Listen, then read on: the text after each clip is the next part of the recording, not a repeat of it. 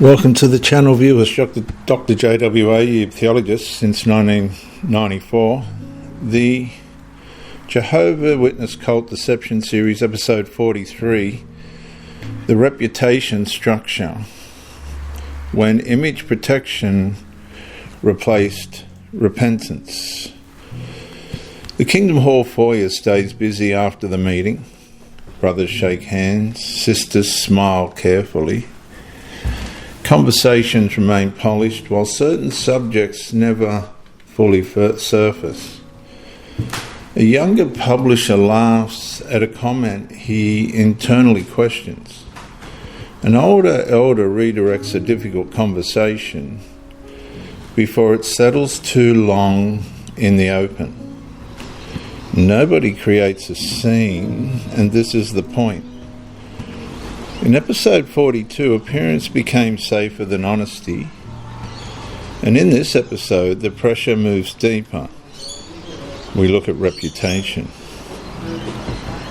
Because once organisational image becomes psychologically fused to spiritual legitimacy, protecting reputation quietly becomes more important than confronting corruption itself.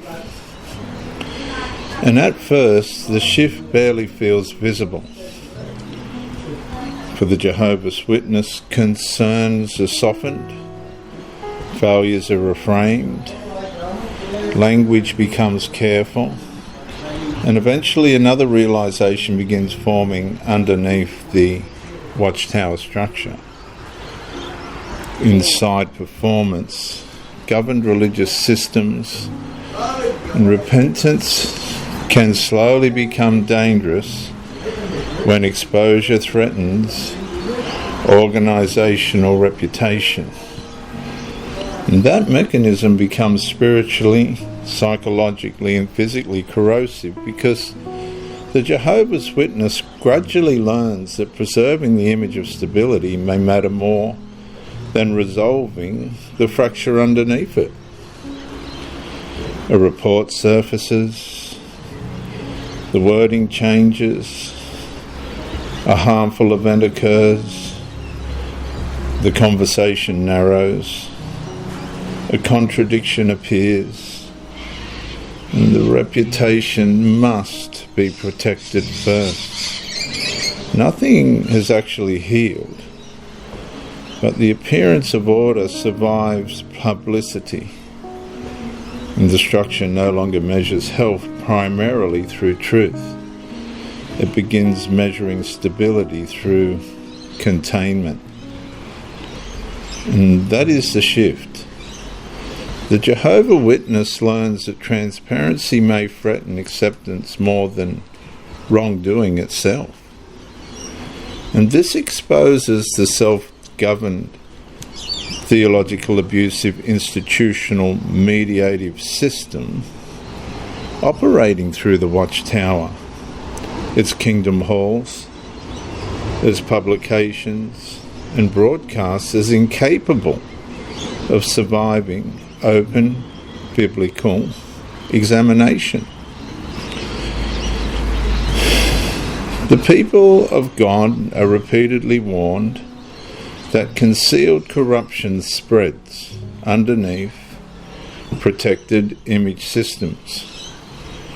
Because where repentance weakens beneath institutional preservation, sin does not disappear.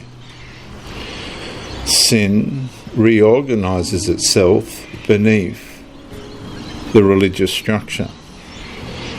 And eventually it survives through hypocrisy, visible righteousness masking unresolved corruption, factions within the Kingdom Hall, relational alignment protecting organisational stability over truth, and fear, silence maintained to preserve reputation and avoid exposure. And that warning matters enormously because once preserving image becomes more important than confronting truth, The Jehovah's Witnesses' conscience slowly learns how to coexist with contradiction while maintaining a public appearance. And for the Jehovah's Witness, the body eventually carries this pressure. Breathing shortens during difficult conversations. Certain topics trigger tension before words even form. And Jehovah's Witnesses begin speaking around problems instead of through them. The scriptural witness presses this plainly. In Proverbs 28:13, it warns that concealed wrongdoing does not prosper. Ephesians 5:11 commands exposure of darkness. And the Gospel of Mark 7:6 warns about outward honour, disconnected from inward truth. And in the midst of all this, the Watchtower Bible and Tract Society repeatedly emphasises preserving Jehovah's name, preserving the organisational reputation and congregational standing, while discouraging public criticism, oppositional exposure and reputational damage towards the organisation. But the problem with that is, Christ did not call Jehovah's Witnesses into image preservation systems.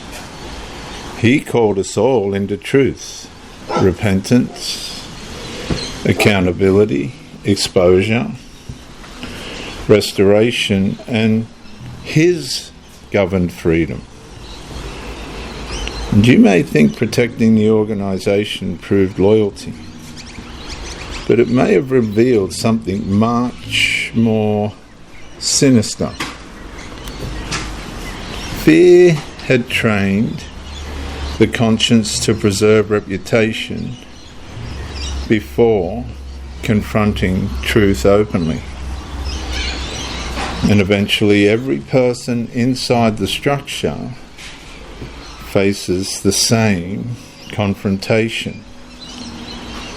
Was I protecting holiness or protecting the image, the Watchtower's version of the image of holiness?